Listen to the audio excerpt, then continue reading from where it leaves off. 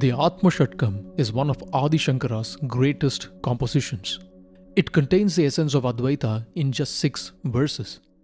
In this part, we will look at one of the most touching verses of the Atma Shatkam. Adi Shankara was a mere boy of 8. His father had already passed away. His mother doted on the little boy and did not want him to become a sannyasi. But in his young mind, he had already made a firm resolve, and it was ordained by destiny that he becomes one of the greatest philosophers. He leaves his mother, his beautiful village on the banks of the Purna river, and then goes in search of a guru. Deep inside the forests, he sees the great sage Govinda Bhagavatpada in a state of samadhi. He eulogizes the sage, and the sage comes out of the state of samadhi and poses a single question to the young boy: "Who are you?" The young Shankara's response to the question was the Atma Shatkam. The 5th stanza is particularly touching. Adi Shankara says, "Na me mrityu shanka na me jati bhedah, pita naiva me naiva mata na janma, na bandhur na mitram gurur naiva shishyam, chidhananda rupa shivoham shivoham." Na me mrityu shanka. I do not have death, I do not have fear of death. Of course, Adi Shankara is talking about the Atma here. The Atma does not have death. According to the cardinal texts, when one dies, the Sthula Sharira, this physical body, is the one that dies.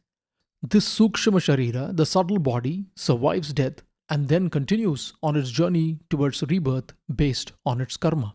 So the Jiva, unless it realizes the true nature of reality, unless it stops accumulating karma, always participates in this cycle of birth and death. And in the Kathopanishad, we can see Yama, the lord of death, telling Nachiketa, a young seeker, "Na samparaya prathibhati bhalam, pramadyantam vitta mohena moodam, ayam loko nasti para iti, mani puna punarvasham apadyate me." Yama says, the childish wit. He calls all of us stuck in samsara as balam, child, on account of us lacking the knowledge of the true nature of reality. He says the childish, who are bewildered with the illusion of these material riches, they cannot open their eyes to see the path to liberation. For he that thinks that this world is all that there is and no other comes again and again into my grip. A person who thinks that this world is all that there is comes into his grip again and again, meaning the person gets caught in the cycle of birth and death, in the cycle of samsara. The Atma is eternal, unchanging, and in a state of bliss. It is that Jiva that goes through this cycle of birth and death. Yama clearly states this: "Na jayate mriyate va vipaschinnayam kutaschinna babhuva kaschit ajo nitya shashvato yam purano na hanyate hanyamane sharire." That wise one, referring to the Atma, is neither born nor does it die. It came from nowhere, nor is it anyone, nor is it ever born. It is unborn, everlasting, ancient, and permanent. It is not slain when the body is slain. It does not die when the body dies. So this is why Adi Shankara says, "Na me mrityu shanka."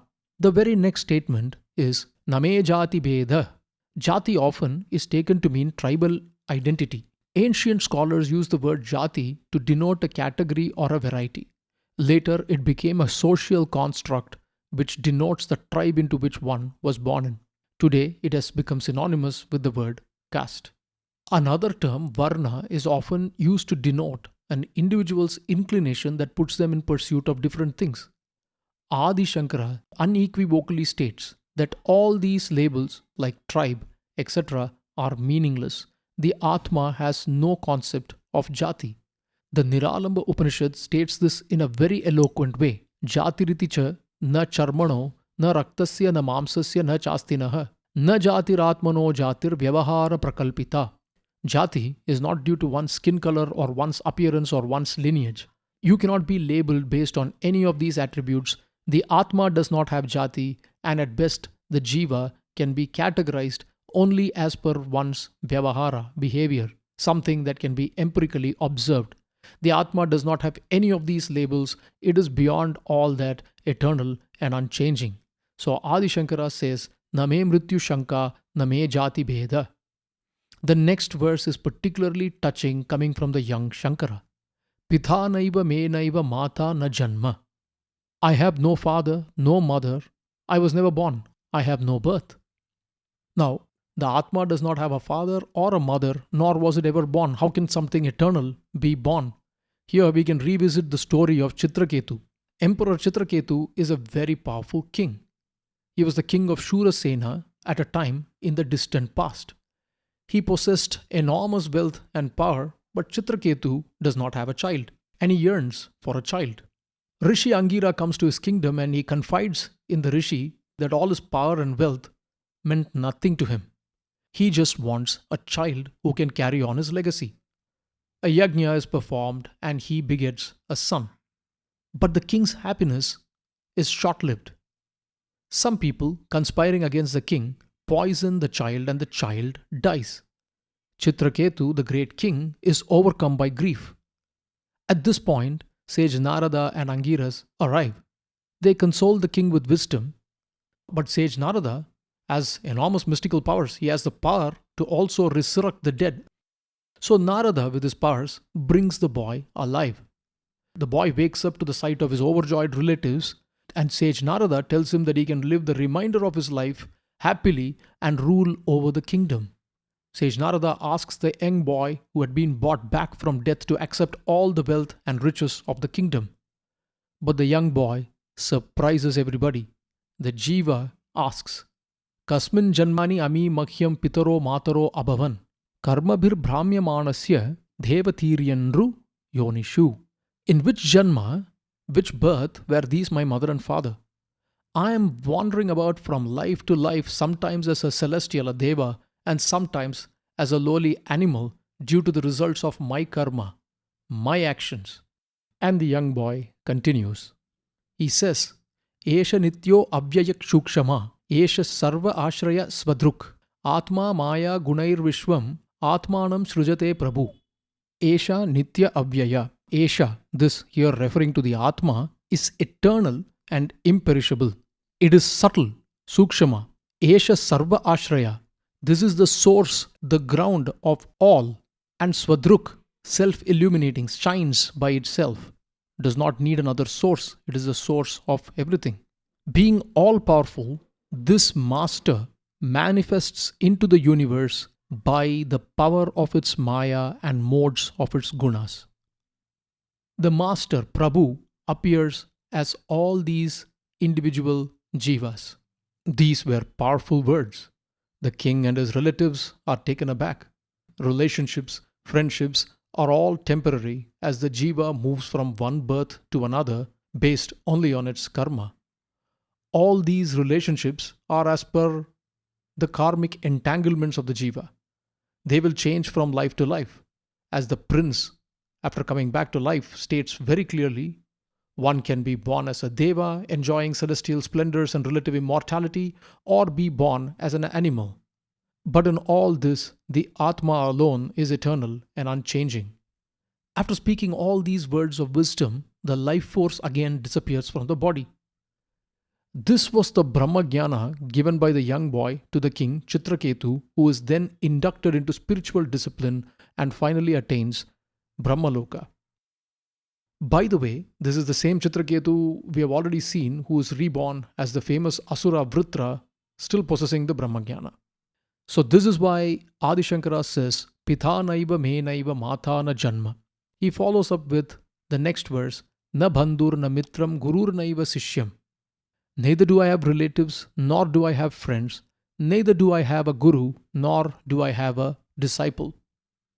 Looking at the words, Gurur Naiva Sishyam, Adi Shankara says there is no guru, no disciple. The Atma is identical to the Brahman, who is a teacher, who is a disciple. Now, Adi Shankara himself had a guru, Govinda Bhagavat Pada, and in fact, he is reciting this Atma Shatkam in response to his guru's question. The guru is also a part of the Brahman who serves as a guide to the jiva in this reality. But apart from that, Adi Shankara says there is no difference between the guru and Sishya except for knowledge. You can go for a tour or a trek. The route is unknown. So you take a guide. The guide and you are the same. For all practical purposes, you may even be fitter than the guide. You may walk faster than the guide, but the guide has more knowledge on the route, where to stop, what to do, and so on. And that knowledge becomes the power to guide you. So, in Hindu Dharmic traditions, there is no blind obedience to a guru as well. The guru shows the scripture, and you can also disagree with the guru after you reflect on the texts. Rishi Jaimini, a very big proponent of Mimamsa, was a disciple of sage Badarayana, whose sutras form the basis of the Vedantic viewpoints. So they agreed on many points and they disagreed on very many points. But all these concepts of Guru and Sishya are applicable for the Jiva in its state of samsara, not for the Atma. Now, at this point, a question arises. Do the tenets of Dharma urge one to turn away from the world? Is it world weary? Is it pessimistic?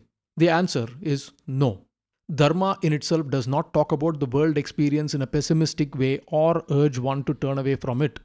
The Bhagavad Gita very clearly states, Niyatam kuru karmatvam karma jyayo hya karmanah. Perform your duties, for action is superior to inaction. This is what Sri Krishna says to Arjuna. The Jiva, we, are born and awaken to this reality around us. These senses draw us outwards, we explore this reality, we begin to have desires, and we act upon those desires. We try to acquire objects that we like and shun those that we dislike. These actions are nothing but karma. Of course, in between, some of us inquire as to why we are here. This is jigyasa. The end goal is to understand that the Atma is a drop of the Brahman and the whole world experience is the dance of delight, the Leela of the Supreme Absolute, as it manifests itself into infinite shapes and forms, enjoying infinite experiences.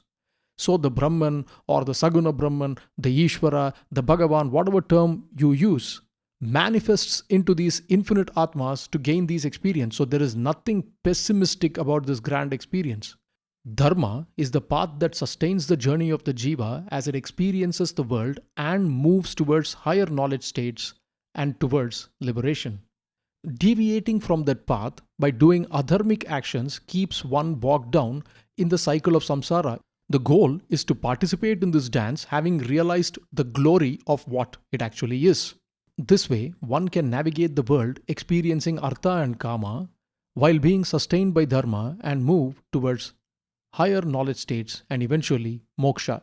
As we have seen, the right way to go about this experience is by developing the qualities of dhamma, dana and daya, self-control, giving and kindness. And there are many examples of what we must follow as part of sadharana dharma. So for example, if we see a being suffering, we cannot ignore it, saying that it is due to the person's karma or the being's karma. That is inaction. This is where the phrase tattvamasi comes into the picture. If you see another person hurting, you need to understand that the infinite consciousness, the supreme absolute that includes you, is also hurting.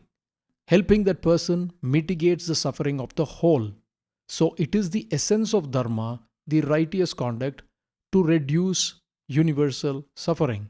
So you have to act to help those in distress. Which is why Sri Krishna says action is superior to inaction. Eventually, one begins to act without the self in mind, performing actions without expecting the results, unattached actions. And finally, one develops the vairagya, determined dispassion towards the material. Vairagya eventually makes desires irrelevant. And if one departs without desires, one moves on towards higher knowledge states. And finally, the goal of moksha, liberation in itself, is Satchit Ananda, pure consciousness bliss. It is not something that is emptiness or nothingness. It is pure consciousness bliss, which is why Adi Shankara keeps stating, Chidhananda Rupa Shivoham Shivoham. I am of the form of pure consciousness bliss. I am Shiva. I am Shiva. As always, the known is a drop and the unknown an ocean. Peace.